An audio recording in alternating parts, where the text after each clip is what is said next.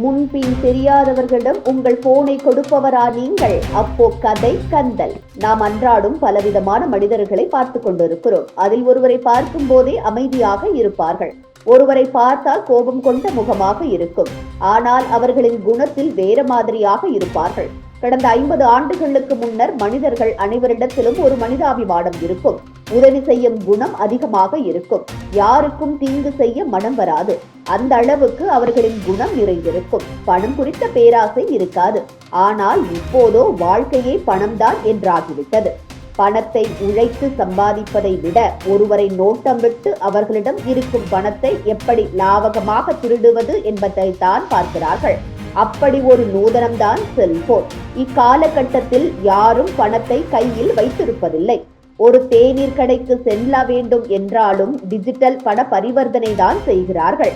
அதனை நுணுக்கமாக பயன்படுத்தி திருடும் சம்பவம் அதிகரித்து வருகிறது. அதில் ஒரு ட்ரிக் தான், ஒரு நிமிடம் உங்கள் போனை தாருங்கள், போன் செய்துவிட்டு தருகிறேன் என்று கூறுவார்கள். போன் செய்வது போன்று நடித்து பல தில்லாலங்கடி வேலைகளை செய்துவிட்டு சென்று விடுவார்கள். ஸ்மார்ட் போன்கள் வருகையால் லேண்ட்லைன் தொலைபேசி பயன்பாடு குறைந்துவிட்ட காரணத்தினால் இன்று பேருந்து நிலையம், ரயில் நிலையம் போன்ற பொது இடங்களில் நாம் அவசர காலங்களில் தொடர்பு கொள்ள பயன்படுத்திய பொது தொலைபேசி பூத்துகள் அனைத்தும் காணாமல் போய்விட்டது. இப்படி இருக்கும் நேரத்தில் மொபைல் இல்லாத ஒருவர் தொடர்பு கொள்ள மற்றவரின் மொபைலை கேட்க வேண்டிய சூழல் ஏற்படும். அது மட்டுமின்றி, என்னுடைய போனில் சார்ஜ் குறைந்து விட்டது, உங்கள் போனை தாருங்கள், ஒரு போன் செய்துவிட்டு தருகிறேன் என கூறுவார்கள். ஒருபடி மேலே சென்று என்னுடைய போன் தொலைந்து விட்டது, அது இப்போதுதான் தொலைந்தது, எங்கே இருக்கிறது பார்க்க உங்க நம்பரில் இருந்து போன் செய்கிறேன் என கூறி போன் செய்வார்கள். நாமும் அதனை நம்பி ஒரு மனிதாபிமானத்தில் போனை தந்து விடுவோம். இந்த அனுபவத்தை அனைவரும் கண்டிப்பாக பெற்றிருப்பீர்கள். பொதுவெளியில் இருக்கும் போது முன்பின் தெரியாத நபர் நம்மிடம் வந்து ஏதாவது காரணம் கூறி நம் மொபைல் போனை கேட்பார்கள்.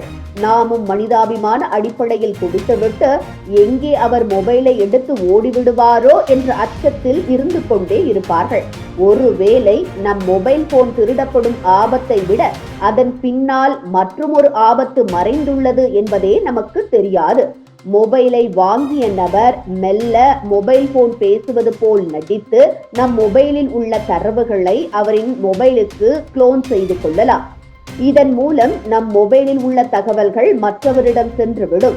மேலும் நம் மொபைலுக்கு வரும் அழைப்புகள், SMS-களை அவரின் மொபைலுக்கு வரும்படி கால் ஃபார்வர்டிங் செய்து கொள்ளலாம்.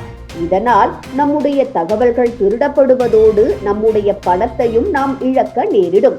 எனவே ஒரு நிமிடம் நம்முடைய செல்போனை பிறருக்கு பேச முடிவு செய்து விட்டீர்கள் என்றால் முதலில் என்ன செய்ய வேண்டும் என்றால், முடிந்தவரை முன்பின் தெரியாத நபர்களிடம் மொபைல் போன் கொடுப்பதை தவிர்ப்பதே நல்லது என்றும், ஒருவேளை அந்த நபர் ஏதாவது அவசரத்தில் இருப்பதாக உணர்ந்தால் அவரிடம் அழைக்க வேண்டிய மொபைல் எண்ணை கேட்டு பெற்று நீங்களே டயல் செய்து போனை ஸ்பீக்கரில் போட்டு உங்கள் மேற்பார்வையில் பேசும்படி அவருக்கு அறிவுறுத்தலாம். ஏனெனில் ஒருவருக்கு உதவி செய்வது தவறில்லை, ஆனால் கவனக்குறைவாக இருப்பதுதான் தவறு என கூறப்படுகிறது. எனவே தேவையில்லாத சங்கடங்களை தவிர்ப்பது நல்லது. இது போன்ற முக்கிய நிகழ்வுகள், அரசியல் தகவல்களை ஆழமாக மாறுபட்ட கோணத்திலும் அறிந்து கொள்ள மறக்காமல் பாரத் மெயில் 24 பக்கத்தை பின்பற்றிக் கொள்ளுங்கள். உங்கள் ஒவ்வொரு ஆதரவும் இது போன்ற பல நிகழ்வுகளின் பின்னணியை அறிய உதவும்.